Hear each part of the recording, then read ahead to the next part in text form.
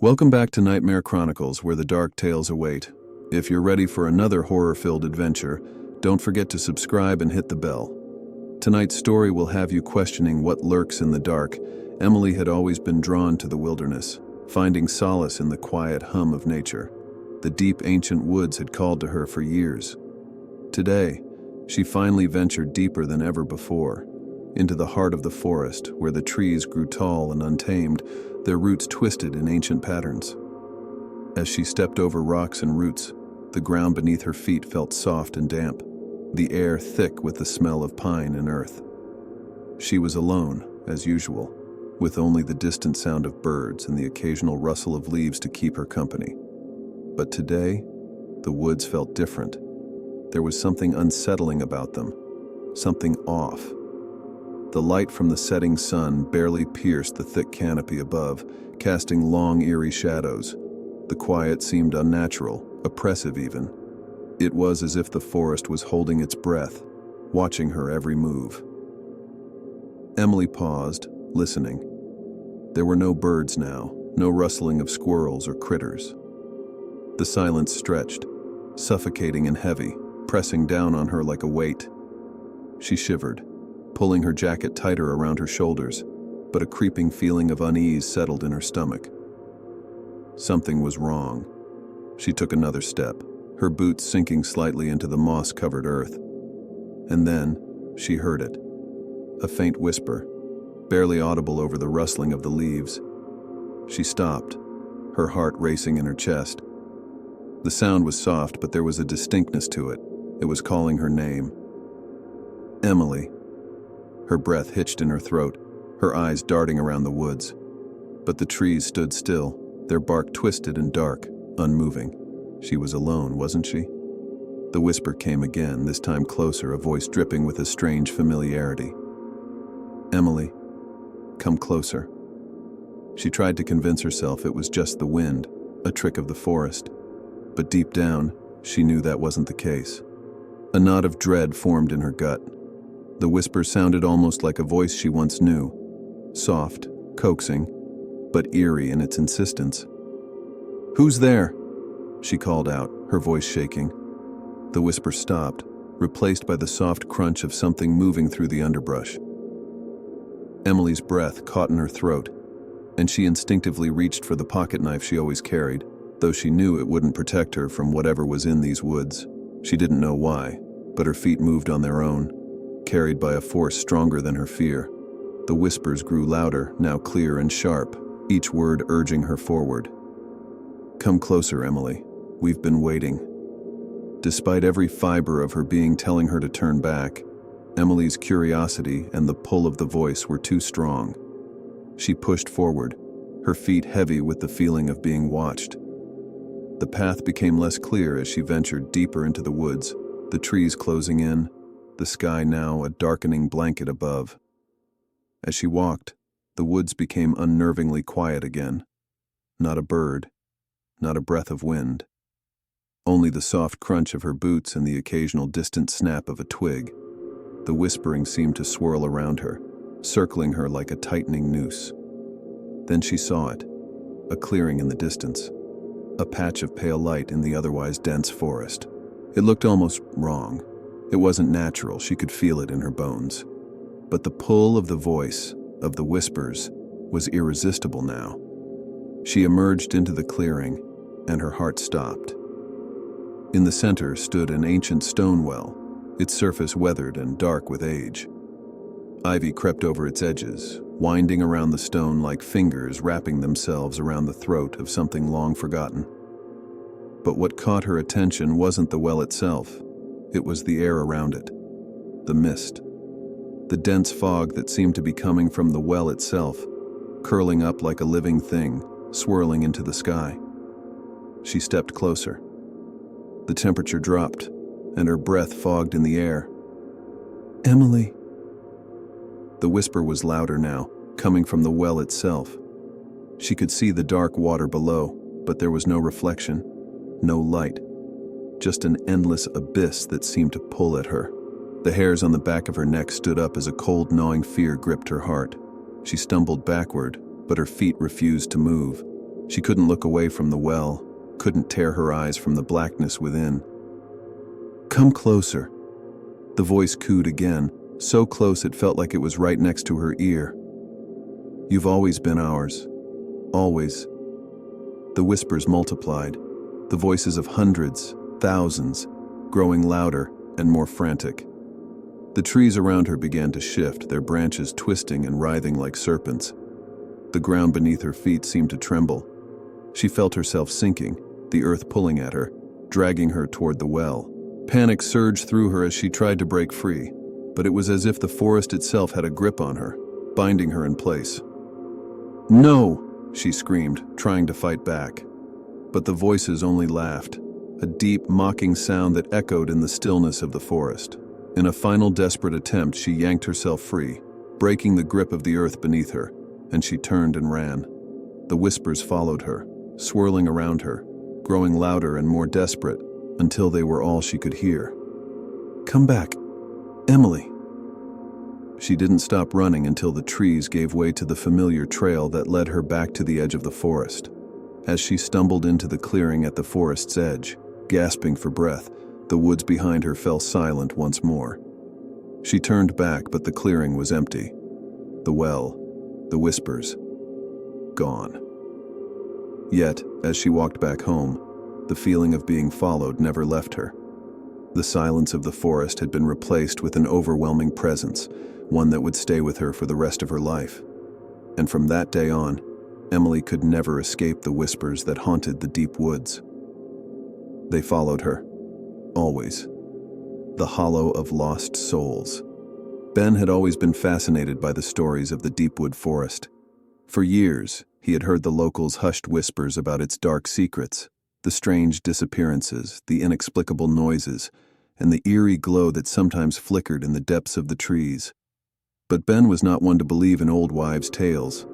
A seasoned hiker and adventurer, he prided himself on rational thinking, a skeptic at heart.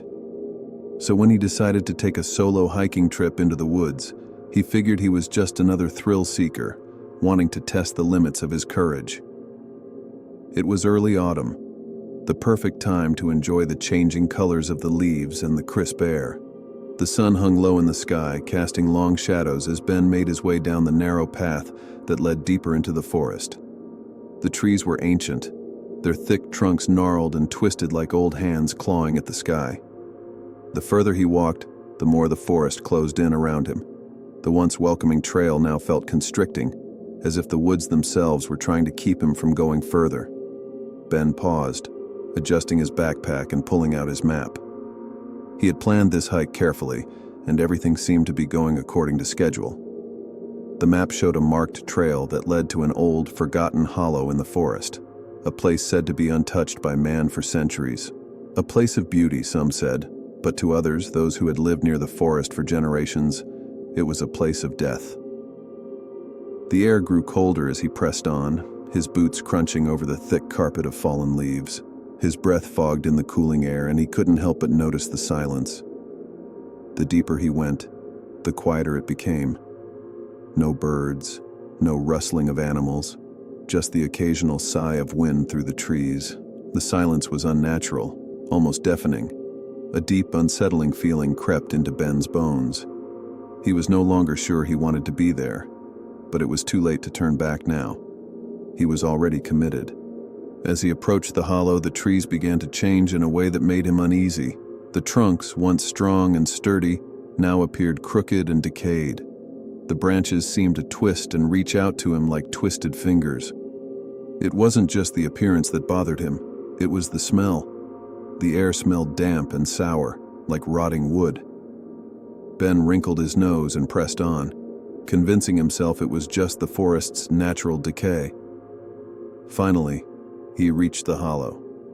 At first glance, it appeared to be nothing more than a small, overgrown clearing, surrounded by thick trees whose branches arched over, creating a canopy of tangled vines and moss. But there was something wrong about it, something off. A strange energy seemed to pulse from the very ground beneath his feet. The hair on the back of Ben's neck stood up, and he instinctively reached for his knife, which was sheathed at his side. That's when he saw it. In the center of the clearing was an old stone altar, half covered in moss and ivy. The stones were dark with age, but they had a strange, unnatural sheen to them, as if they were slick with something other than water. A low, guttural hum seemed to emanate from the altar, vibrating the very air around him. Ben felt an overwhelming urge to leave, but at the same time, something deeper within him compelled him to move closer. Something was calling to him. He couldn't explain it, but he was drawn in, as if the forest itself were beckoning him forward. He took a step toward the altar, then another, his heart pounding in his chest. Suddenly, the ground beneath him seemed to shift, like a great weight was pressing down on him. The trees around him groaned, their branches creaking in protest. And then, just as quickly as it had started, the hum stopped. Ben froze, his breath caught in his throat. A voice whispered from the shadow, "Leave." He spun around, but there was no one there. The clearing was empty, save for the altar and the dark, twisted trees surrounding it. His pulse quickened. Was it his imagination? Or had he really heard that voice? Leave. Now. Or stay forever. The voice was softer this time, a whisper on the wind, but it was unmistakably clear. It was a command, not a plea. Ben's eyes darted around, searching the dark corners of the hollow, but saw nothing. His heart raced. His instincts screamed at him to run, to get out of there before whatever was in this place took hold of him. But then, something strange happened. The air seemed to shimmer, and the trees around the clearing began to shift. The shadows deepened, and the ground beneath Ben's feet seemed to ripple, like the earth itself was alive. From the corners of the hollow, faint shapes began to emerge. Figures, pale and translucent, walking slowly toward him. Ben's breath hitched as he realized what he was seeing. The figures were human, but they weren't. Their skin was pale and gray, their eyes hollow and empty. Some were twisted, their limbs bent at unnatural angles, while others seemed to drift through the air, their feet never quite touching the ground. The figures moved toward him, their expressions blank, as if they were trapped in some eternal state of suffering. A chill ran down Ben's spine. His legs trembled, but he couldn't move. The figures surrounded him, closing in like an encroaching fog. He wanted to scream, to run, but his body refused to obey. The whispers came again, louder this time, rising from the spirits around him. "Join us!" One of the figures reached out a thin, skeletal hand, its fingers cold and brittle. Ben recoiled in terror, but the spirit's grip tightened, cold as death itself. The world around him seemed to blur, and the ground beneath him began to dissolve, as if he was sinking into an abyss. "No," he gasped, struggling to break free. But the figures wouldn't let him go. Their eyes, empty and hollow, stared through him, into him, as if they had seen everything he was and everything he would become. And then, as if some unseen force had finally released him, Ben stumbled backward. He fell to the ground, gasping for breath, his heart pounding in his chest. The figures had vanished. The hum of the altar had died down, but something had changed. The forest was no longer silent. There was a deep, echoing whisper that seemed to come from everywhere at once. "You belong to us now, Ben." Ben scrambled to his feet and fled, not looking back, not stopping until he was far from the hollow. He didn't stop running until he reached the edge of the forest, where the light of day broke through the trees. Gasping for breath, he turned around, half expecting to see the figures still following him. But the forest was silent again, as if nothing had ever happened. Ben didn't speak to anyone about what he had seen. No one would believe him. But from that day on, the whispers never stopped. Late at night, when the wind howled through the trees, he could hear them, calling his name, beckoning him back to the hollow of lost souls. And no matter how hard he tried, Ben could never shake the feeling that the forest was still watching him, waiting. The lurker in the forest. Lena had always been curious about the old forest near her family's cabin, but it wasn't until she was 23 that she finally mustered the courage to venture deep into it. She had heard stories from the locals about strange happenings, tales that had been passed down for generations, disappearing hikers, odd noises echoing at night, and the occasional sighting of a creature, an unnaturally tall figure in the trees. But Lena was a practical woman, and she didn't believe in folklore. Her heart craved adventure, and the forest promised just that. It was the first day of spring when she set out, the sun shining through the cracks in the clouds, casting a warm glow on the world. The ground was soft with melting snow, and the trees were starting to bud, bringing life back to the woods after the long winter. Lena felt a sense of peace as she walked along the narrow trail, a light breeze stirring the branches above. She'd packed a lunch, brought her camera, and made sure her phone was fully charged. She was ready for a long day of exploration. The deeper she went, the quieter it became. The birds' songs faded, replaced by a heavy silence that pressed in around her. She frowned. The woods didn't feel quite right. She chalked it up to her imagination and pushed on, her boots crunching softly on the forest floor. The trees grew taller and the path more narrow. Soon the trail was barely visible, overgrown with ivy and thorny brambles. As she ventured further, Lena began to feel as though she were being watched. It wasn't the kind of sensation that made her turn around, but the kind that made the hairs on her neck prickle. She stopped for a moment to take a sip from her water bottle and glanced around. The forest seemed to stretch endlessly in every direction, and the sunlight filtered through the canopy in pale beams. She wasn't alone. A faint movement caught her eye. At the edge of the trees, just beyond the reach of the sunlight, something shifted. A shadow, long and thin, like a figure lurking just out of sight. Lena's heart skipped a beat. She told herself it was nothing. Maybe it was an animal, or just her mind playing tricks on her. But she couldn't shake the feeling that something was there, something that was watching her every move. With a deep breath, Lena turned back to the path and continued on. She thought about turning back, but curiosity won out.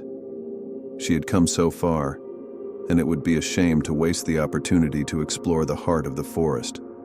Hours passed. The sun was beginning to dip below the horizon, and the forest was slowly being swallowed by shadow. Lena found herself in a part of the woods she didn't recognize. The trees here were older, their trunks thick and covered in dark moss, and the air felt colder. A faint scent of decay hung in the air, and a strange, faint buzzing sound seemed to echo around her. Lena's stomach turned. Something wasn't right. She glanced over her shoulder, but there was nothing behind her.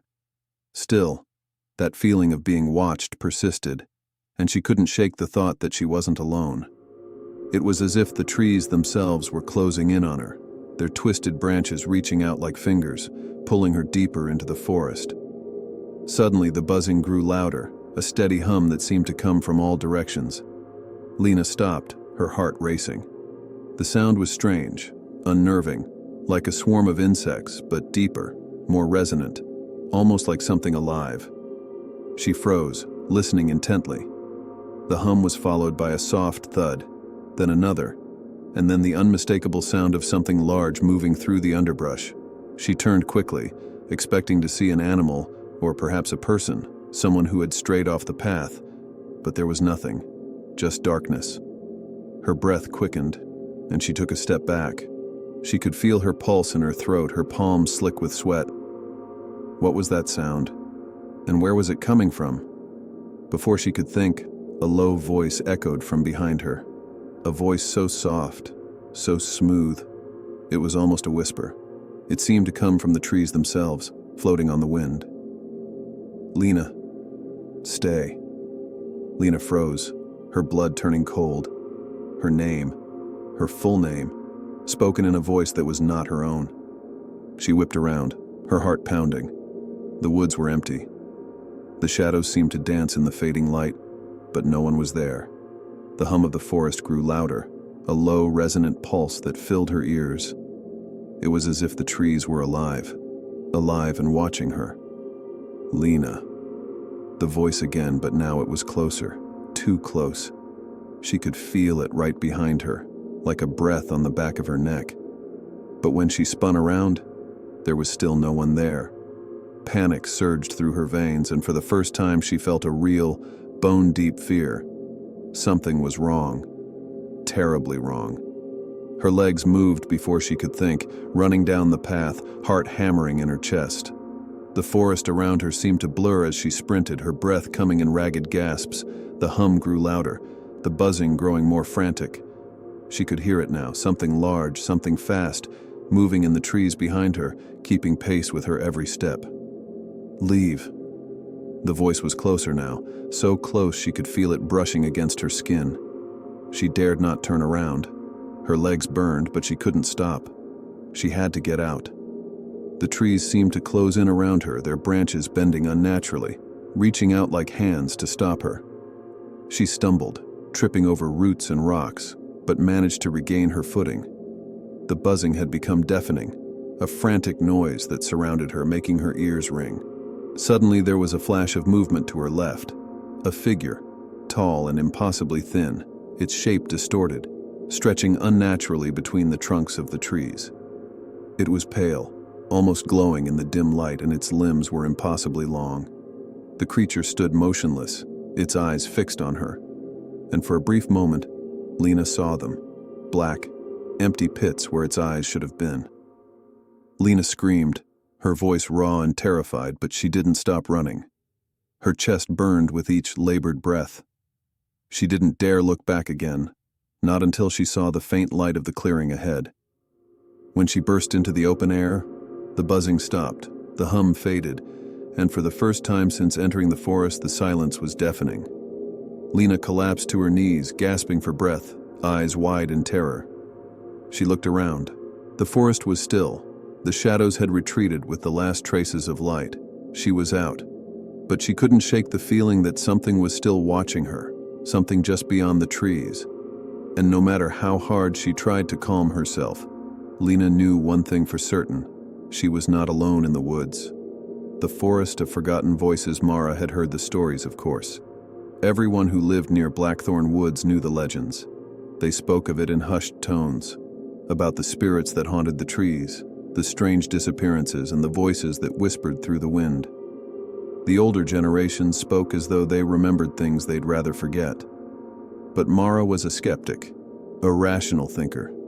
She had always chalked it up to superstition, local folklore passed down through the ages to explain the unexplained.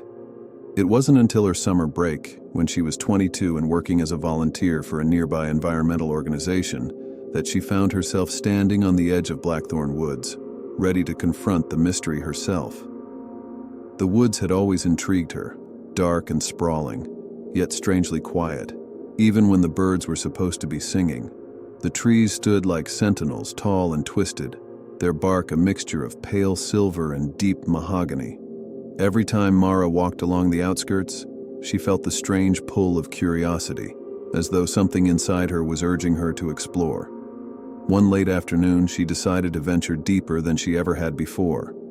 She had heard whispers among the locals that a small clearing was hidden deep in the woods, a place where the forest opened up into a kind of natural sanctuary, a serene place untouched by time.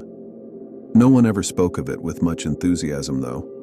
There was always that nervous glance, that quick change of subject. It intrigued Mara even more. With a light pack, some water, and her phone to keep track of her journey, she set off. The sun was beginning to dip below the horizon, casting long shadows across the forest floor. The air was thick and warm, and the smell of earth, moss, and damp wood filled her nostrils. As she pushed forward, the trees seemed to press closer around her, their branches weaving a canopy that blocked out most of the light. The deeper she went, the quieter it became. The usual sounds of wildlife, birds chirping, the rustling of small animals, were nowhere to be found. It was as though the woods themselves had gone silent. She dismissed it, telling herself it was just the hour, the dimming light, and the unfamiliar path she was treading. But then she heard it. At first it was soft, barely audible, a faint sound, like a murmur. She stopped and listened, straining her ears. There it was again, a low whisper, too faint to make out any words, but there nonetheless. She looked around, but the forest was still, the wind barely stirring the leaves. "Hello?" Mara called out, half expecting to find someone else on the trail. But no one answered. The whispering didn't stop. It seemed to grow louder, coming from all directions at once. Panic crept into her chest. She tried to rationalize it, thinking it was the wind moving through the trees or the rustling of leaves. But it didn't feel like wind. It felt like voices, too clear to be dismissed. Mara. Her blood ran cold. Her name. The whisper came again, clearer this time, as if someone was right behind her, just out of sight. Mara spun around, her heart pounding, but there was no one there, just the endless expanse of trees and shadows. The hairs on her neck stood on end. This wasn't right. She had to get out of the woods.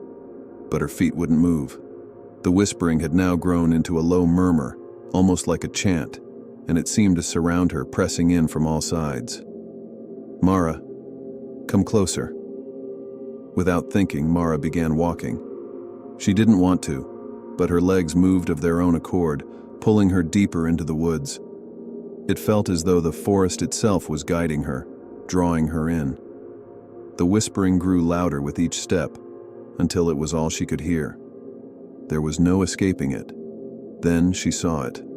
A small clearing appeared in front of her, bathed in an eerie light. The trees surrounding it were twisted and knotted, their branches arching overhead like the skeletons of giants. In the center of the clearing stood a stone structure, an altar, weathered and moss-covered, surrounded by thick vines. It looked ancient, almost like it had been there for centuries.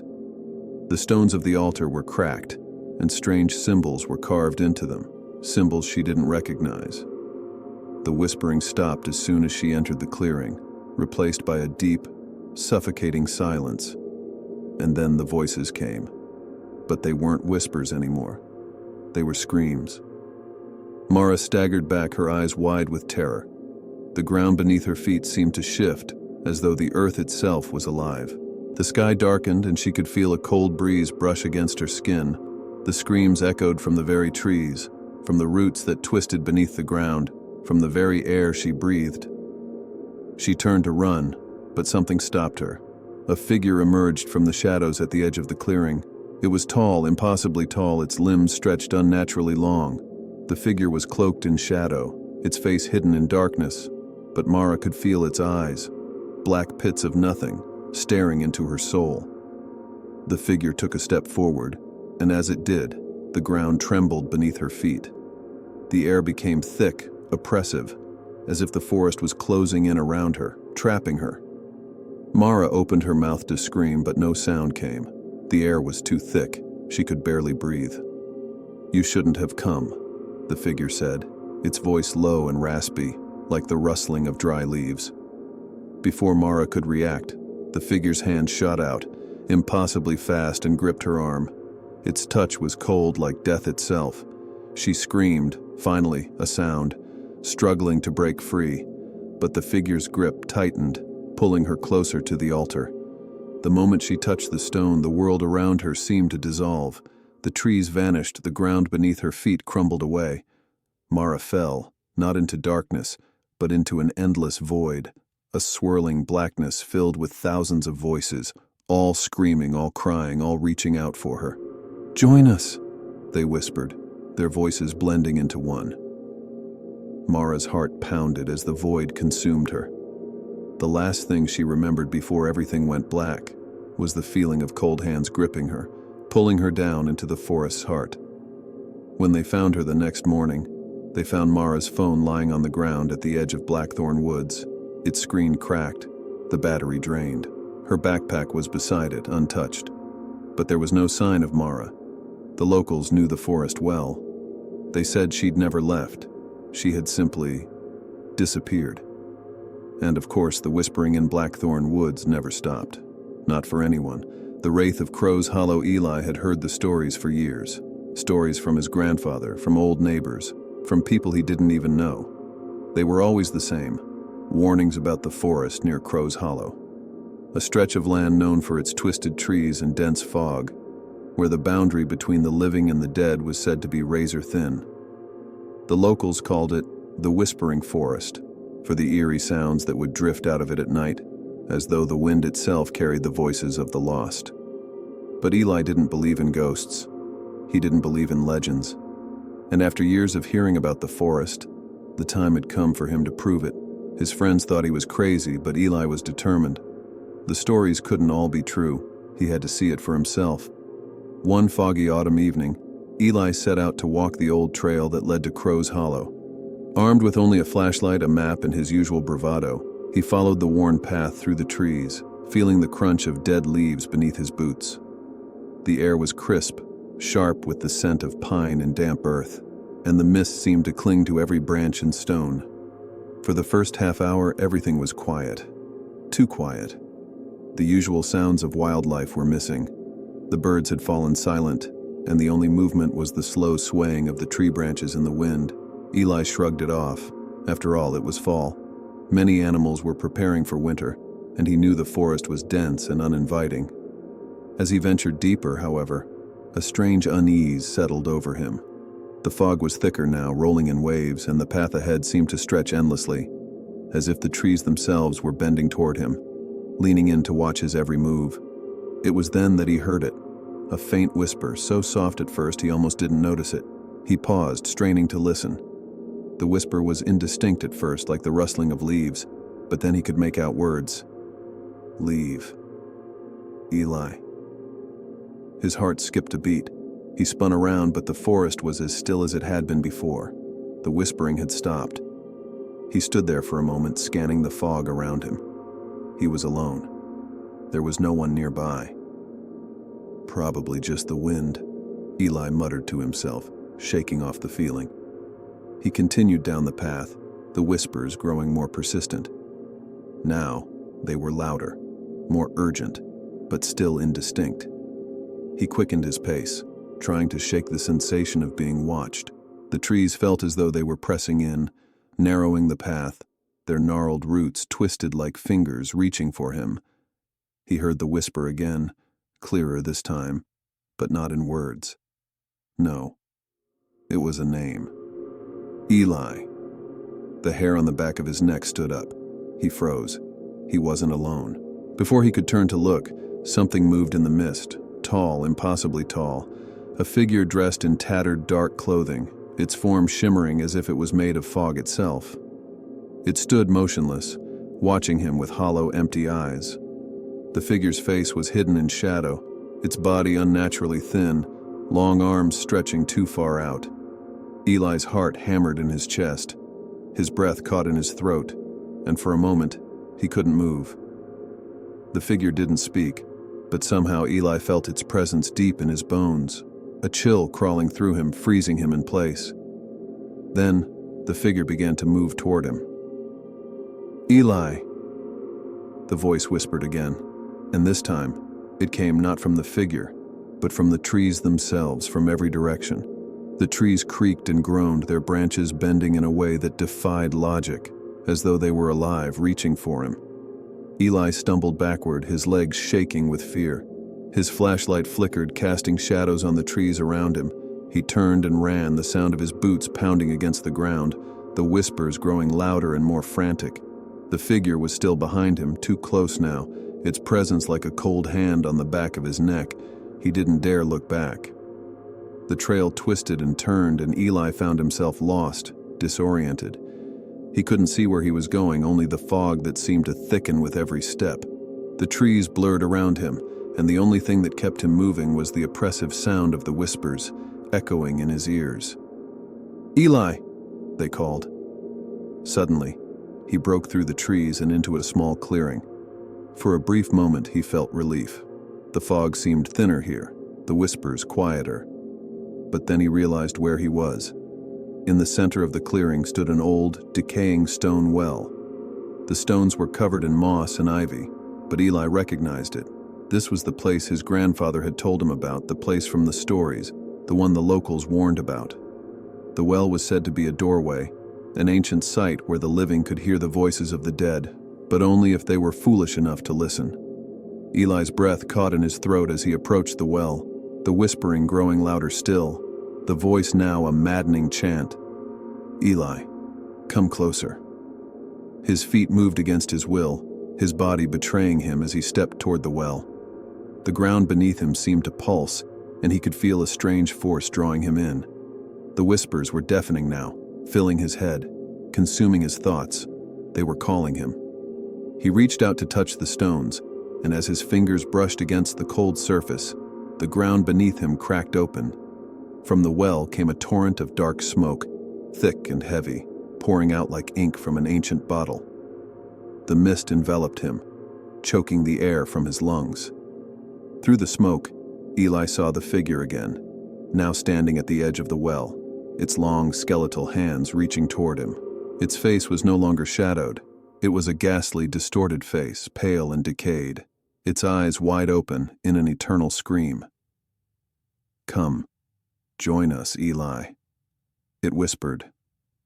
The smoke grew thicker, and the whispers grew louder, more distorted, until they were no longer words but maddening wails. Eli stumbled backward, his mind slipping into chaos, the very air seeming to warp around him. He turned to run, but the fog was everywhere now, closing in from all sides. He couldn't see, couldn't breathe, couldn't think. The last thing he felt was the cold touch of hands, ghostly and ancient, dragging him toward the well, toward the darkness beneath. The next morning, when Eli's friends came looking for him, they found the path to Crow's Hollow shrouded in fog, just as it always was. His backpack was there, abandoned, but Eli was nowhere to be found. Some say that the Wraith still calls to those who venture too far into the woods, pulling them into the darkness of the well, where they are trapped forever. And if you listen closely enough, in the deepest part of the fog, you can hear Eli's voice calling for help, forever lost among the trees. The echoes of Eldritch Hollow. Lena had always been drawn to the unknown. As a child, she would wander the forests behind her grandparents' house, delighting in their secrets and whispers. But as she grew older, the woods near Eldritch Hollow became something more, something darker. The locals would often speak in hushed tones about the place, warning her never to go near the forest past dusk. They said it wasn't just the trees that grew there, but something ancient, something that shouldn't be disturbed. One crisp autumn evening, after hearing yet another version of the story, Lena decided to see for herself. The forest was about a mile from her grandparents' house, and she'd often heard stories from the old folks about an abandoned cabin somewhere in the heart of it, where no one dared venture. They said that once the sun dipped below the horizon, the woods became a maze, shifting and moving, trapping anyone foolish enough to step inside. Lena wasn't afraid of stories. By the time she reached the edge of Eldritch Hollow, the sun had already begun to set. The shadows stretched long and the trees stood like silent sentinels, their branches twisting upward in unnatural shapes. She paused at the forest's entrance, the cold bite of the wind brushing against her skin. Her phone's flashlight flickered on, casting a narrow beam of light before her. With a final glance toward her grandparents' house, she stepped into the darkness. The woods were eerily quiet, save for the soft crunch of dead leaves beneath her boots. Lena walked deeper into the forest, the light from her phone barely cutting through the thickening shadows. As the minutes passed, the silence grew more oppressive, as though the woods were holding their breath, waiting. The deeper she went, the stranger it became. The trees here were gnarled and twisted, their trunks dark and smooth like polished stone, and their branches stretched upward as though they were trying to reach the sky. The deeper Lena ventured, the more the forest seemed to close in on her, until the sky above was barely visible through the dense canopy. And then she heard it. At first it was faint, a soft, melodic hum, like a lullaby carried by the wind. It was soothing, almost hypnotic, and it seemed to come from everywhere and nowhere at once. Lena stopped, her pulse quickening. She glanced around, but the trees offered no answers. The humming grew louder, and now Lena could distinguish words, though they were soft, distorted, like an echo of something lost in time. "Come closer."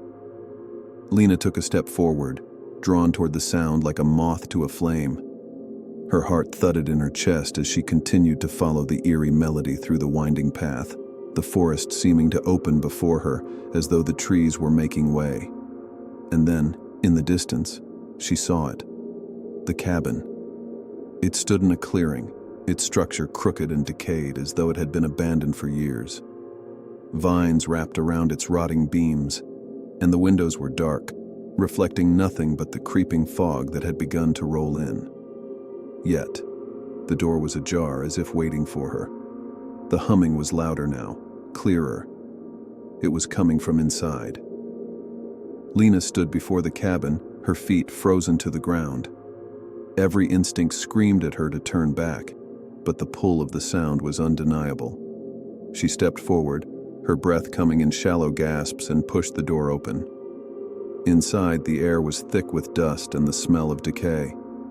The only light came from the dim beam of her phone, and as it illuminated the room, Lena's heart skipped a beat. On the far wall, carved into the wood, was an intricate symbol, a series of twisting lines and shapes that seemed to shift and dance as her eyes followed them. Beneath it, a small wooden table sat, covered in strange markings and symbols she couldn't understand. The hum had turned into a chant now, rhythmic and low. "Come closer. Come closer."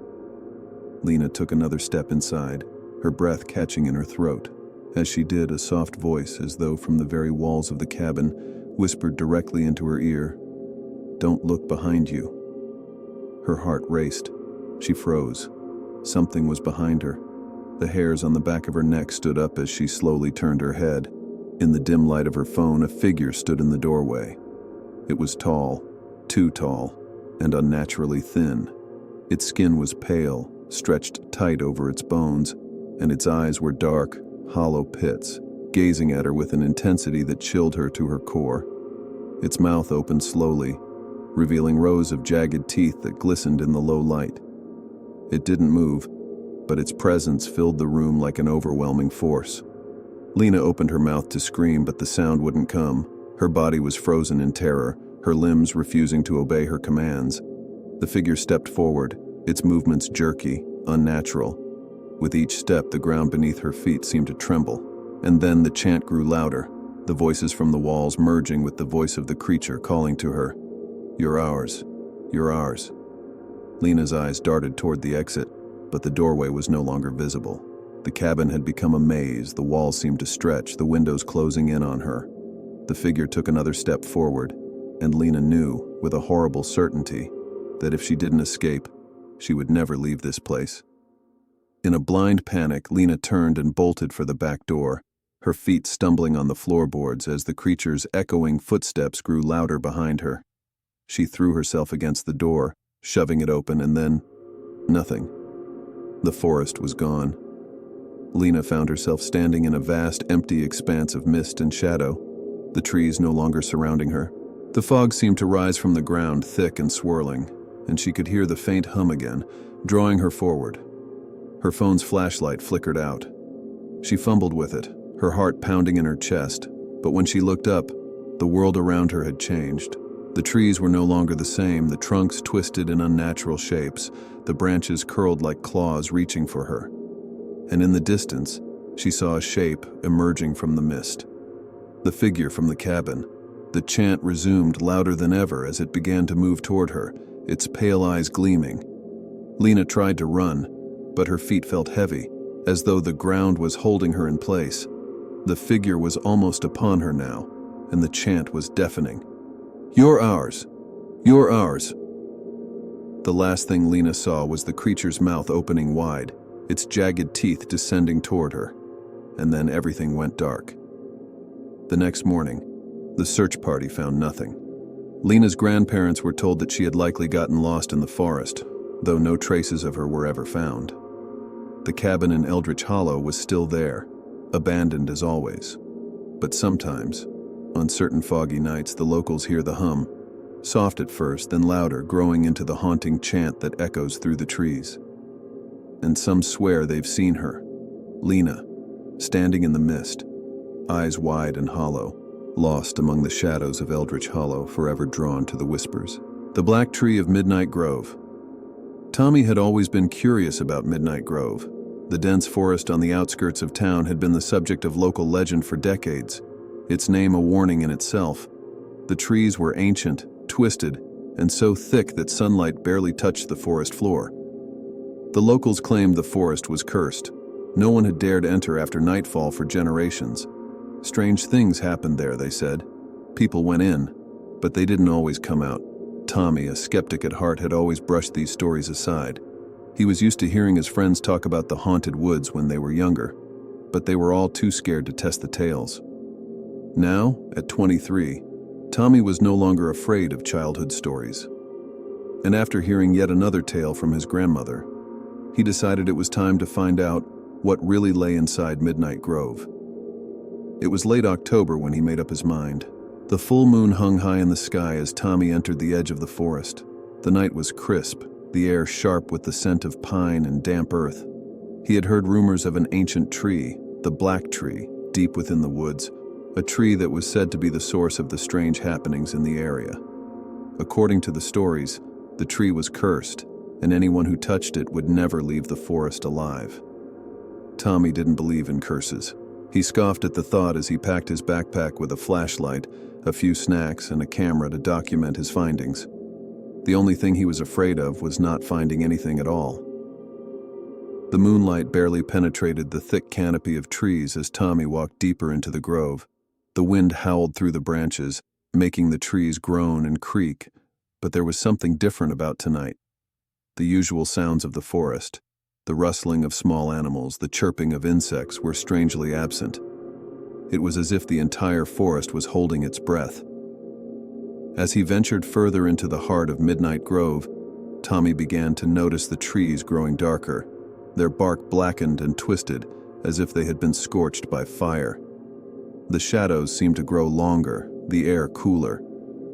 It wasn't long before the faintest trace of an unsettling odor reached his nostrils, rotting wood and something foul like decay. He pushed forward, determined to find the Black Tree and put an end to the myths once and for all. Hours passed, and Tommy's sense of time began to blur.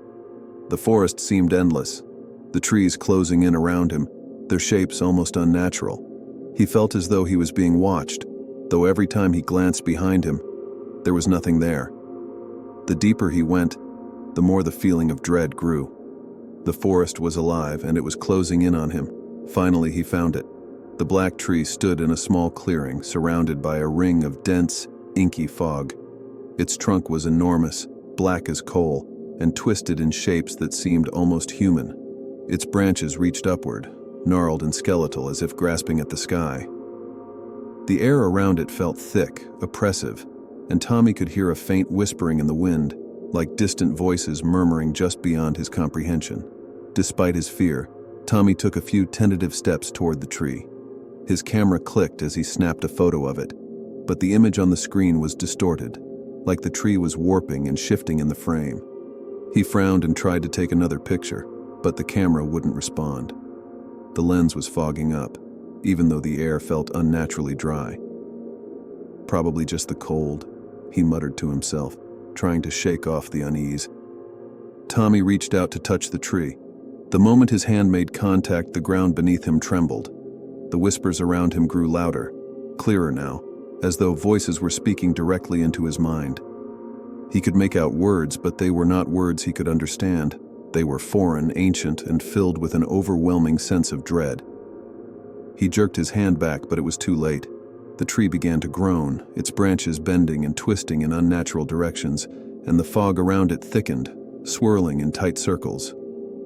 A low, guttural sound rumbled from deep within the tree, like something old and powerful awakening from a long slumber. Tommy stepped back, his pulse quickening.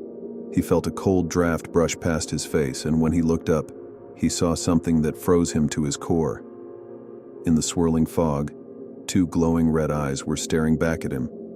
The eyes were enormous, glowing like coals in the darkness, and they moved toward him impossibly fast. The shape that followed them was tall, towering above him, and made entirely of darkness, like the fog itself had taken form.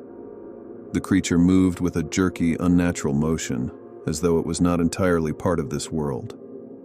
Tommy's breath caught in his throat. His feet refused to move as he stood frozen, staring at the figure that was now emerging from the fog. It was humanoid in shape, but its limbs were too long, its fingers too thin and elongated like the branches of the Black Tree itself.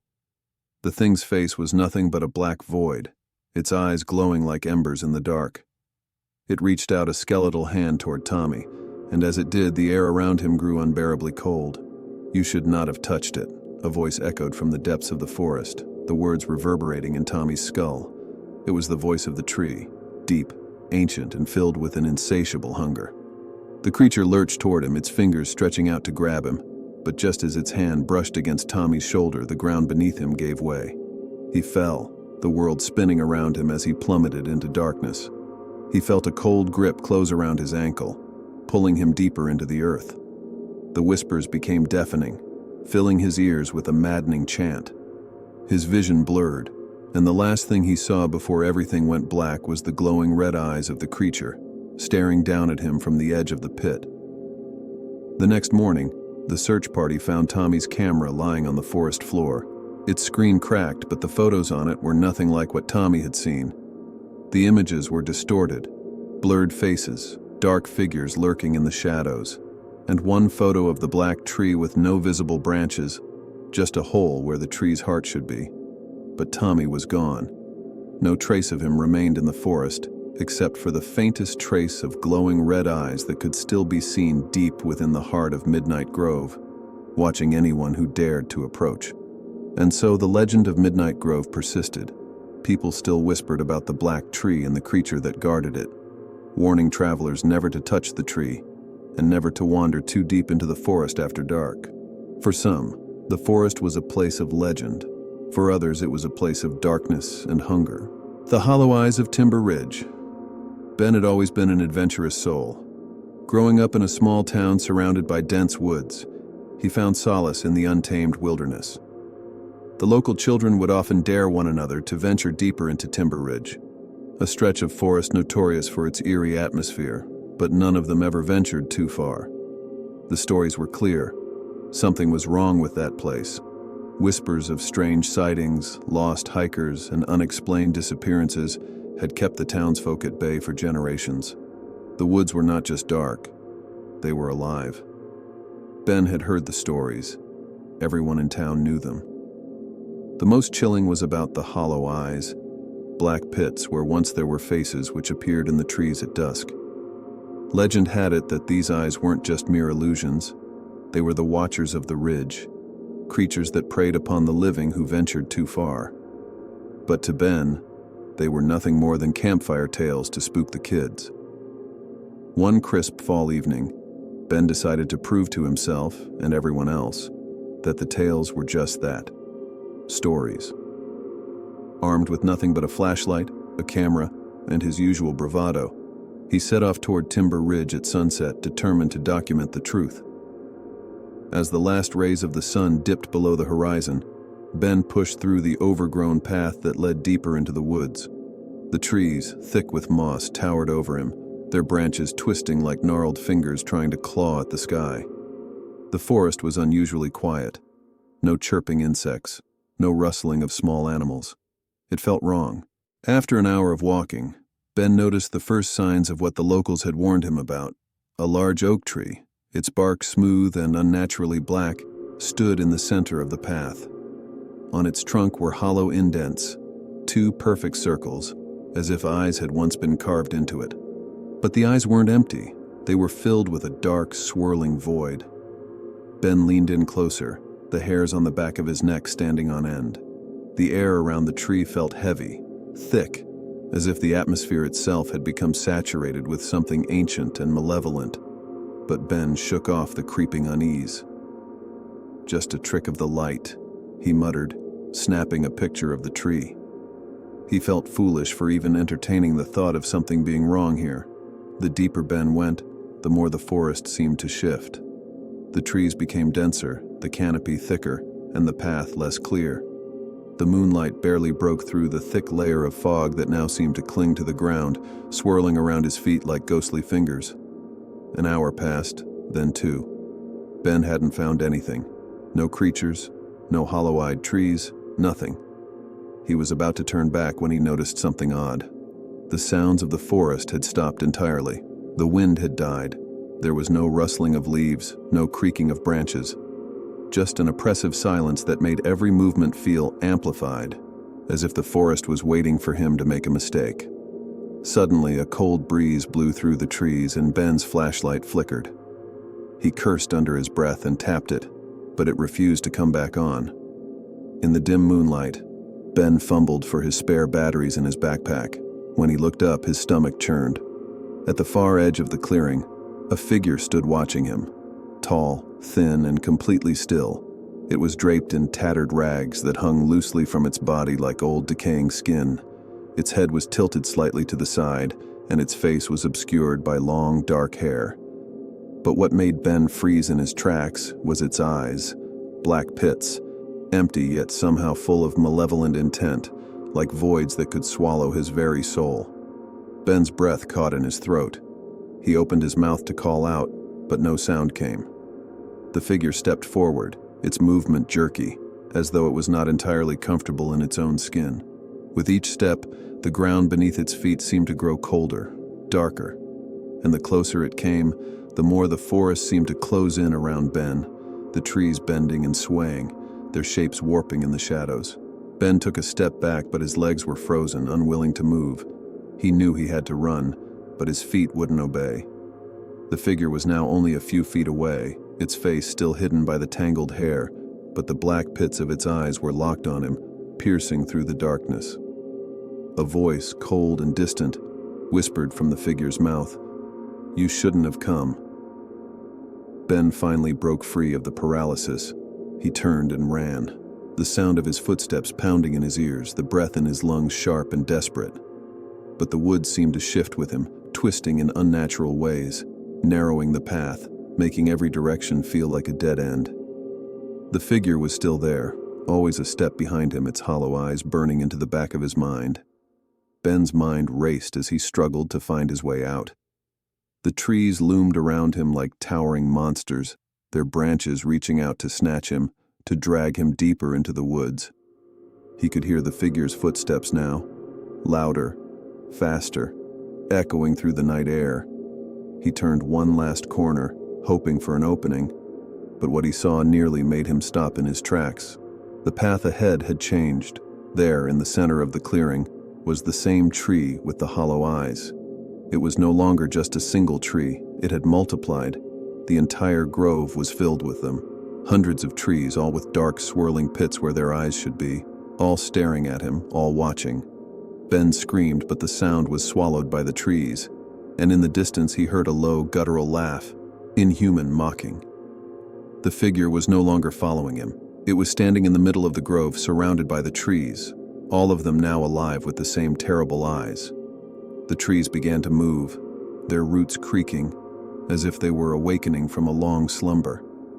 The figure stepped into the center, its face still hidden beneath the massive hair, but now it raised its arms. The trees trembled, their hollow eyes growing darker. "You will join us now," the voice said again, louder, as though it were coming from everywhere, filling his head, drowning out his thoughts. "We see you. You belong to the ridge." Ben turned and ran, not knowing where he was going, but knowing that if he stopped, it would be the last thing he ever did. His heart raced in his chest as the sounds of the forest twisted around him, the trees closing in from all sides. He stumbled, falling to the ground, but when he looked up, there was no path. There was only the unblinking gaze of the hollow eyes. The last thing Ben saw was the figure stepping forward, its face finally revealed. A face made entirely of hollow pits, no flesh, no eyes, just darkness. Ben was never found. Years later, the town still whispers about Timber Ridge and the hollow eyes. The forest has claimed others who dared to enter, their bodies never recovered, their souls lost to the ridge forever. And sometimes, when the wind is right, the locals claim they can hear a faint, distant voice carried on the breeze, someone screaming for help from deep within the forest, forever trapped within the gaze of the hollow eyes, the lost ones of Blackthorn Hollow. There was an old tale that haunted the people of Hollow Creek, a small village nestled on the edge of a vast forest. The villagers spoke in hushed tones about Blackthorn Hollow, a part of the forest so remote, so ancient, that even the bravest of souls hesitated to enter. It wasn't the kind of place where anyone went by choice, especially after sunset. The stories spoke of the lost ones, shadowy figures said to wander the hollow. These were souls who had once ventured too far into the woods and never returned. Some said they had been claimed by the forest itself, their bodies twisted into something unrecognizable, but their minds still trapped, forever searching for an escape. Others claimed that the lost ones weren't dead at all, but had been absorbed into the forest, becoming part of its eternal, dark life. The most chilling part of the tale, though, was the warning. If you ever saw one of the lost ones, you should never look into their eyes. If you did, it was said that you would become one of them. None of the villagers had ever dared to go into Blackthorn Hollow, except for one. A young man named Adam, new to the village and skeptical of the old superstitions, decided to test the legend for himself. One autumn evening, Adam made his way toward the hollow. The sun was just beginning to dip behind the horizon, casting long, twisted shadows across the land. The chill in the air seemed to grow colder the closer he got to the forest's edge, but Adam wasn't afraid. He had read about the hollow, about the trees and the myths, but he thought it was all just stories to scare children. As he stepped into the forest, the air grew heavy with an unnatural stillness. The leaves beneath his feet crunched loudly, too loud, in the silence. The trees here were ancient, their bark gnarled and twisted, their branches clawing upward as if reaching for the sky itself. The deeper Adam went, the darker the forest became. Soon, the fading light of the sun was entirely blocked out by the thick canopy of leaves. He shivered but pressed on, determined to prove that the tales were nothing more than local superstition. As he walked, he noticed something strange. No animals, no birds singing, no rustling in the underbrush. The forest felt empty, as though it were holding its breath, waiting. After an hour of walking, Adam stumbled into a clearing. In the center of the clearing stood a large, twisted tree. Its bark was black as coal, and its roots seemed to crawl across the ground like snakes. It was a grotesque sight, an unnatural thing, and Adam's gut twisted with unease. He snapped a picture with his phone, but when he looked at the screen, the image was distorted, as if something was blocking the camera's view. Suddenly, a cold wind swept through the clearing, and with it came a sound, a soft, almost imperceptible whisper. Adam froze, his heart pounding in his chest. The voice came again, closer this time, a faint murmur that seemed to echo from the trees themselves. "Help me." The voice was weak, fragile, and it sent a chill up Adam's spine. He glanced around the clearing, but he could see no one. His breath caught in his throat as the voice grew louder, more insistent. "Please, don't leave me." Adam stepped forward, looking deeper into the forest, his flashlight flickering as he moved. The whisper seemed to come from every direction now, wrapping around him, filling his mind. He could feel the presence of something, someone, watching him, though he saw no one. His pulse quickened. Suddenly, he turned sharply. Standing at the edge of the clearing, just beyond the reach of his flashlight's beam, stood a figure. The figure was tall and gaunt, its form shrouded in a tattered cloak, the hood drawn low. It had no face, just an empty void where its features should have been. The figure stood motionless, and Adam's stomach lurched. He felt a growing sense of terror claw at his chest, but something else tugged at him. A need to understand, to uncover the truth behind the stories. "Who are you?" Adam called out, his voice trembling despite his best efforts to sound brave. The figure didn't answer. Instead, it took a single step forward, and then another, moving with slow, deliberate movements, as though the very air around it were thick and heavy. Adam's breath caught in his throat as the figure came closer, the space between them growing shorter. But the figure never made a sound, never made a motion except for its haunting, steady approach. Then, the whisper returned. This time, the voice was coming from within the figure itself, a rasping, desperate whisper that seemed to tear through the stillness like a jagged knife. "Don't look into my eyes." Adam's body froze. He couldn't move, couldn't look away. The figure's hood had fallen back, revealing a face. but there were no eyes, just hollow sockets, black as night, as though the figure had never had eyes at all. The sockets were empty, but the darkness inside them pulled at Adam's very soul, like a vortex pulling him toward the center of its abyss. The voice came again, louder this time, its warning becoming a scream. "Do not look into my eyes. You must not look." But it was too late. Adam's gaze was already locked onto the figure's empty sockets. The moment his eyes met the darkness, a flood of images rushed into his mind. He saw faces, thousands of faces, all twisted in silent screams, their eyes wide and empty. He saw the forest, but it was different, wrong, filled with shadows and things that shouldn't be. And then there was darkness, an endless, crushing darkness that surrounded him, suffocating him. Adam's mind broke, his consciousness unraveling as the faces of the lost ones filled his vision. He could hear their whispers, their pleas for help, their cries for release. The last thing he felt was the cold hand of the figure reaching out for him, its fingers curling around his wrist with an unnatural strength. And then, everything went black. The next morning, the villagers noticed something strange. Adam's phone was found lying on the edge of Blackthorn Hollow. The screen cracked but still displaying a single image, the face of the figure, its hollow eyes staring back at the camera. No sign of Adam was found, no trace of his body. Days passed, and rumors spread like wildfire. Some said Adam had gone mad and wandered off into the wilderness. Others whispered that he had become another lost one, claimed by the forest and forever bound to the hollow, his soul trapped in the endless night. Every year the villagers would gather near Blackthorn Hollow to remember Adam, to warn others of the curse that haunted the woods. And every year there were more whispers, more strange sightings in the forest, as if the lost ones were trying to reach out to find someone else to join them. And sometimes when the wind is right, the villagers say they can hear the whispers again, soft at first, like a faraway voice calling for help. But if you listen too closely, you can hear it more clearly. Don't look into the eyes. The Warden of Hollow Creek. It had always been there. The woods that bordered Hollow Creek, an old, dense forest full of twisted trees and strange tales. People from the village had long been wary of the forest, even in daylight. It wasn't the creatures that scared them.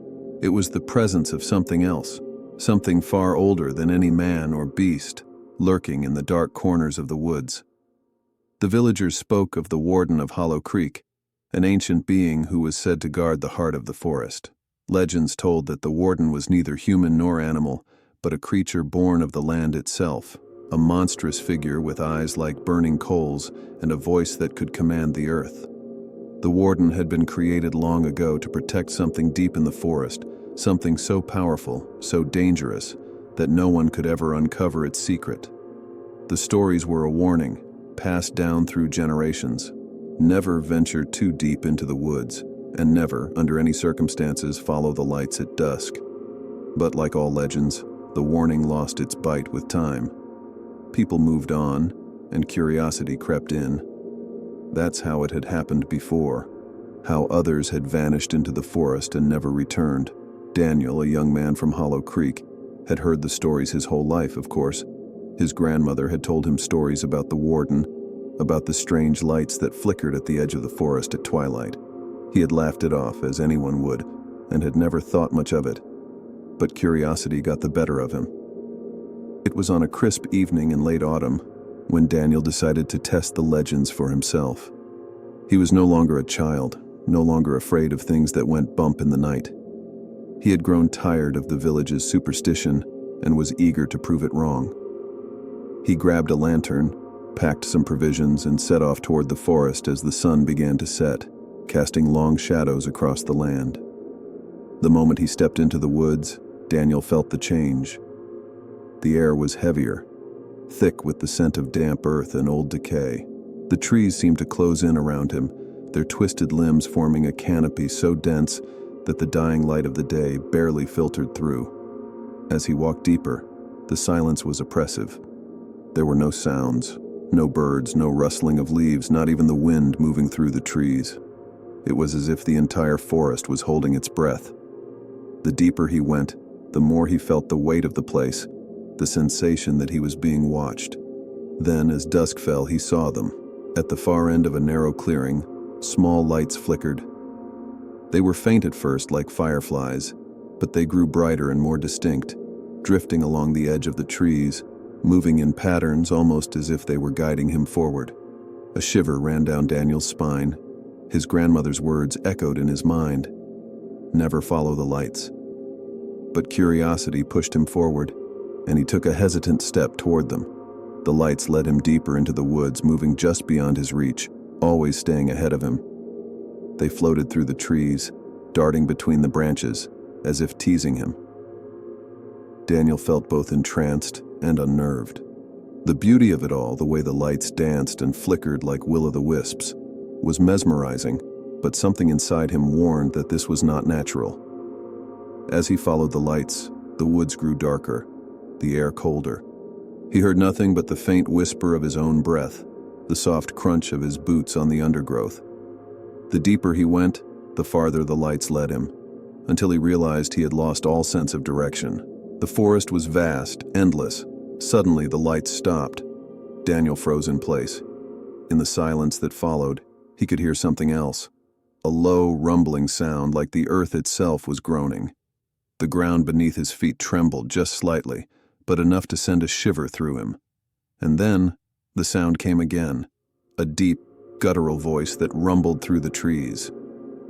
"Turn back," it said. The voice was ancient, hoarse, like the earth itself had spoken. Daniel's heart raced. He tried to move, but his legs felt like they were made of stone, frozen in place by the weight of the voice, by the intensity of the presence that surrounded him.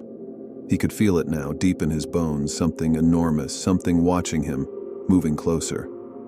The ground shook again, this time more violently, and the trees groaned as if bending toward him. Then, the lights appeared again, but this time they were no longer distant. They were right in front of him, swirling around him in a tight circle, as if urging him to move forward. "You were warned," the voice rumbled again. But now, it sounded different, more impatient, more menacing. "Do not test the warden." Daniel stumbled backward, his breath quick and shallow. He turned and ran, the lights chasing him, flickering just behind him like a pack of predators. The ground beneath him seemed to shift, the trees closing in, their limbs reaching toward him, as if the forest itself was alive, its roots and branches pulling him back. He ran for what felt like hours, but the lights were always there, always at his heels. He could feel them drawing closer, like hands closing in around him. His panic intensified, his mind racing as he searched for any way to escape. Finally, just as his strength was beginning to give out, he stumbled into a small clearing and the lights vanished. The forest was silent again. Daniel collapsed to the ground, gasping for air. He turned, expecting to see the lights again, or the warden, or whatever had been pursuing him. But there was nothing. The forest had returned to its unnatural stillness. For a moment, Daniel thought he might have imagined the whole thing, until he heard it again. The rumbling, the groan of the earth, and then, a voice, soft and terrifying. "You are the last warning." It wasn't the voice of the forest anymore. It was something older, something more powerful. In a flash, Daniel scrambled to his feet and sprinted back in the direction he had come from. His heart was pounding in his chest and he didn't dare look back. He broke through the edge of the woods just as dawn began to break, his clothes torn, his body bruised, but he was alive. He didn't stop running until he reached the safety of the village, his mind reeling, his thoughts a whirlwind. The villagers were waiting for him, their eyes wide with concern. But when they saw his face, pale and terrified, they knew. Daniel never spoke of what happened in the woods, but from that day on, he avoided the forest at all costs, and whenever someone mentioned the lights in the woods, or the warden, he would only shake his head and whisper, "It's not a legend." Years later, people still spoke of the strange lights in the woods and the terrifying voice that came from the depths of the forest. The warning still echoed in Hollow Creek. Never follow the lights. For those who did, there was only one fate: becoming part of the forest, lost to time and to the warden forever. The 13th Tree. There was an ancient grove on the outskirts of the village, a place that no one ventured near, even in daylight. The villagers of North Hollow had learned long ago to avoid it. The trees were twisted, their branches like claws reaching toward the sky, their trunks scarred with deep grooves. They called it the 13th Grove, named after the legend of the 13th tree at its heart. The grove had always been there, even before the village had been founded. Some said the forest was older than time itself, that the trees were the very bones of the earth, twisted by forces beyond understanding. But there was one tree, one ancient oak, that stood apart from the others, its bark black and cracked, its leaves twisted into unnatural shapes and its roots sprawling like the fingers of a buried giant. The legend told of the 13th tree, an evil tree that was the source of the grove's darkness. It was said that every 100 years the tree would awaken and claim a soul, drawing someone into the grove to become its guardian. The person chosen would never return, and in their place would grow a new, gnarled branch from the 13th tree's roots, marking the sacrifice. No one knew exactly what happened to those who disappeared into the grove, but the village had its suspicions. The elders spoke in hushed tones about the Watcher, a figure seen only by those who wandered too close to the grove after dark. A figure with hollow, empty eyes, and a face made of bark and wood. One autumn evening, a young man named Jacob, new to North Hollow and unaware of the ancient warnings, heard the story of the 13th tree at the local inn.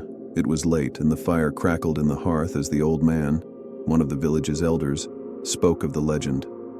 The tavern was full, the air thick with ale and smoke, but Jacob couldn't shake the feeling that something was wrong. "They say the 13th tree demands a soul every century," the elder murmured, his voice low and raspy. "It chooses them, and they vanish into the grove, never to return. And when the time comes, there is no escape." Jacob laughed nervously, dismissing the old man's words as nothing more than a drunkard's tale. "It's just a story, right?" he asked, his voice uncertain. The elder's eyes darkened. "Don't go near the grove, lad. You think the woods are just trees and leaves, but they're ancient, old in ways you can't understand. The 13th tree waits, always. It's not a story, it's a warning." But Jacob, full of youthful arrogance, didn't take the warning seriously. That night he found himself lying awake in his small cabin, staring at the ceiling. The thought of the grove nagged at him, growing stronger with every passing moment. He couldn't ignore the curiosity that pulsed within him, an itch he had to scratch. At dawn the next morning, Jacob grabbed his coat and ventured into the woods, the air crisp and biting with the chill of autumn. He didn't know exactly where the grove was, but he had heard whispers from the villagers about it being just beyond the edge of the village, a place untouched by human hands.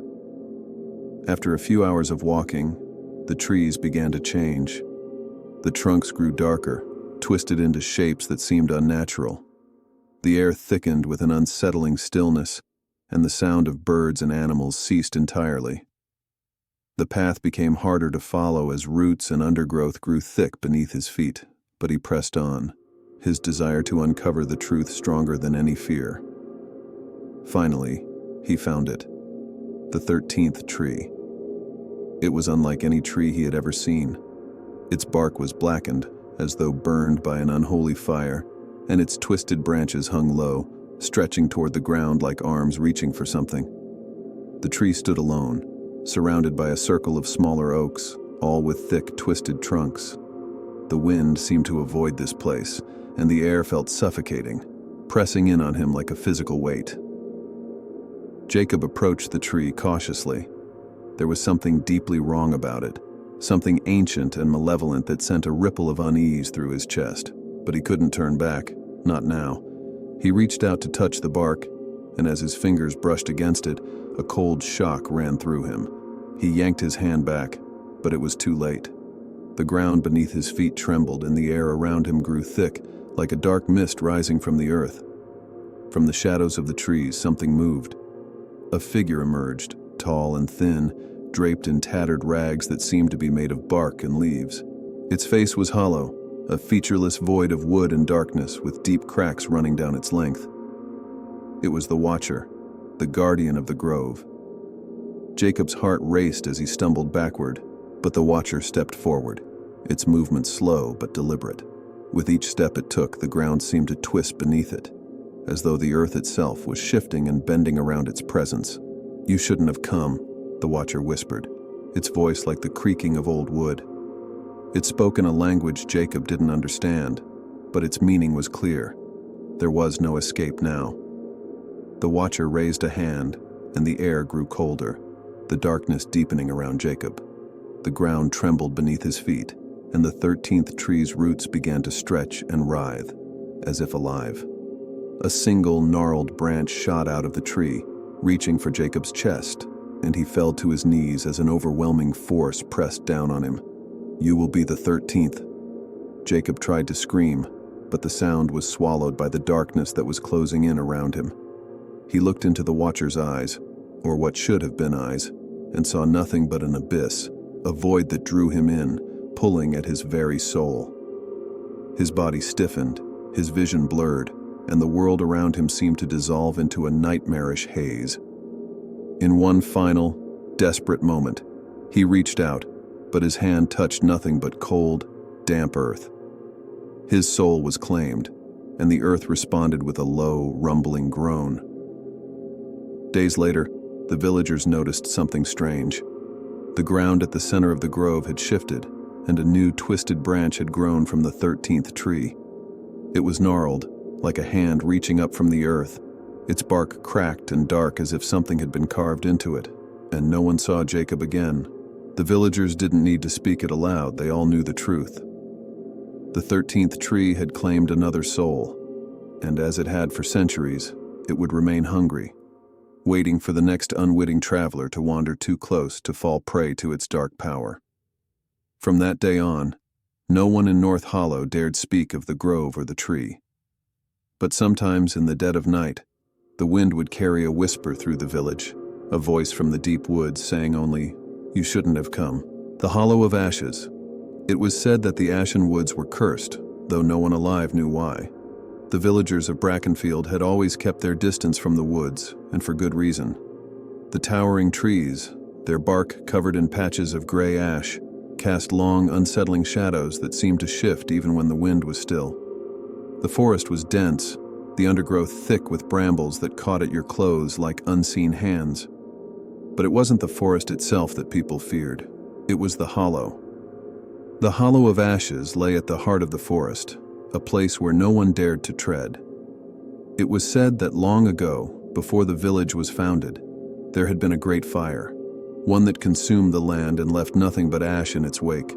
The fire had burned for days, leaving behind a blackened, lifeless expanse. But in the center of it all, in the heart of the forest, stood an ancient stone well. According to the old stories, the well had been there before the fire, and when the fire finally died down, the ground around the well was covered in a thick, unnatural fog. People who ventured near the hollow began to disappear. Their bodies were never found, but their voices, the whispers of those who had fallen victim to the hollow, could still be heard in the night. But there were those who, despite the warnings, couldn't resist the pull of the forest's mystery. Adeline had grown up in Brackenfield, hearing the stories of the hollow, the well, and the souls that were said to be trapped there. But she was different from the others. Where the villagers feared, she was curious. And as she grew older, the tales of the hollow began to haunt her dreams, pulling her in like a moth to a flame. She had to see it for herself. She had to know the truth. One cool autumn evening, Adeline set out on her journey. The air was thick with the scent of damp earth, and a heavy fog clung to the ground, making it hard to see more than a few feet ahead. Her lantern cast a faint glow that barely pierced the thick darkness of the woods. She had heard that the journey to the hollow could take hours, but she was determined to find it. She would not be like the others who simply whispered about it, afraid of what they didn't understand. As she ventured deeper into the woods, the trees grew taller and closer together, their branches intertwining to block out the sky. The light from her lantern flickered and danced with the wind, casting eerie shadows on the twisted trunks. The further she went, the more the forest seemed to close in around her, the air growing heavier with each step. It felt as if the very woods were alive, watching her, waiting for her to cross some unseen line. And then, after what felt like hours, she saw it, a faint flickering light ahead. At first she thought it was another lantern, perhaps another traveler, but as she drew closer, she realized it wasn't a light at all. It was the fog swirling around something that was rising from the ground. Adeline's heart pounded in her chest as she stepped forward, her breath coming in shallow bursts. The fog parted, revealing a stone well, ancient and covered in layers of moss and grime. It was massive, almost like a small tower, its stonework cracked and weathered by centuries of neglect. The top of the well was open, and from its depths, a cold wind seemed to rise, carrying with it the faintest whisper of a voice. "Help!" Adeline froze. It wasn't the voice of a living person. It was distorted, like a voice that had been buried deep beneath the earth, twisted by time and despair. Her instincts told her to turn back, but her curiosity kept her rooted to the spot.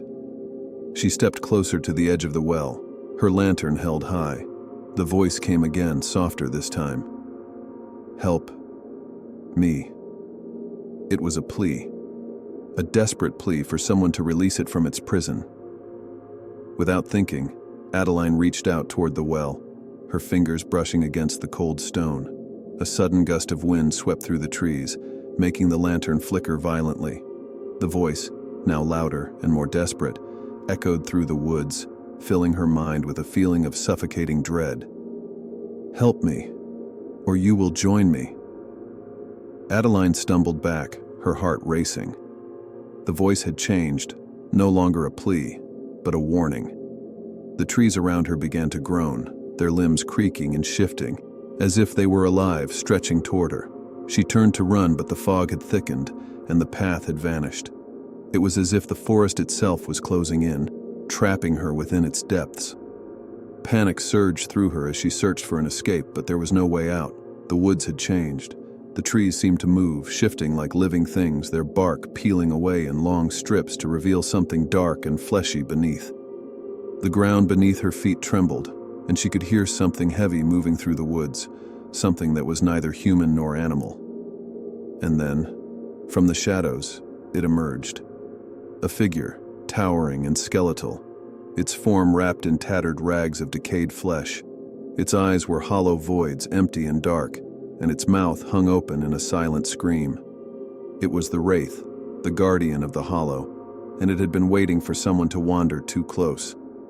Adeline backed away, her breath shallow and ragged, but the Wraith did not move. It simply stood there, watching her with those empty eyes, its presence filling the air with an unbearable weight. It was as if the very essence of the forest itself had manifested into this creature, a being of darkness and despair. A deep, guttural voice echoed from within the Wraith's hollow chest. "You have come to the Hollow. Now you must stay." Adeline's mind screamed for escape, but her legs would not move. The forest was alive, alive with a hunger that couldn't be satisfied. She could feel it in the ground beneath her feet, the air around her, the very trees that seemed to breathe with a mind of their own. The Wraith took a step forward, and the ground beneath her feet cracked open, revealing an endless black abyss that seemed to go on forever. "Join me. Join us," the Wraith whispered, its voice growing louder, as if the forest itself was speaking through it. Suddenly, Adeline felt the weight of 1,000 hands on her shoulders, pulling her toward the abyss. The trees moaned, the fog thickened, and the voice of the Wraith grew louder, more insistent. The darkness called to her, pulling her closer, suffocating her with its presence. With a final desperate cry, Adeline tore herself free from the Wraith's grasp, running blindly through the woods, her heart pounding in her chest. But the trees closed in around her and the fog grew thicker, blurring her vision until she couldn't see her own hands in front of her. The Wraith's voice echoed in her ears, a haunting whisper that would never leave her. "There is no escape." Adeline ran, and she ran, but she never found the way out. Days later, the villagers found her lantern at the edge of the hollow, but there was no sign of Adeline. Some say they can still hear her voice in the wind, her whispers carried by the fog that rolls through the ashen woods at night. They say she is still there, trapped in the hollow, her soul claimed by the wraith and the forest it guards. And sometimes, if you listen closely enough, you can hear the soft whispers of the hollow, calling to those who dare to venture too far. Help me. Another dark tale comes to an end, but don't worry, there's plenty more where that came from. Hit the subscribe button, like, and comment to let me know which part gave you the creeps. Stay tuned, and remember, you never know what's lurking just around the corner.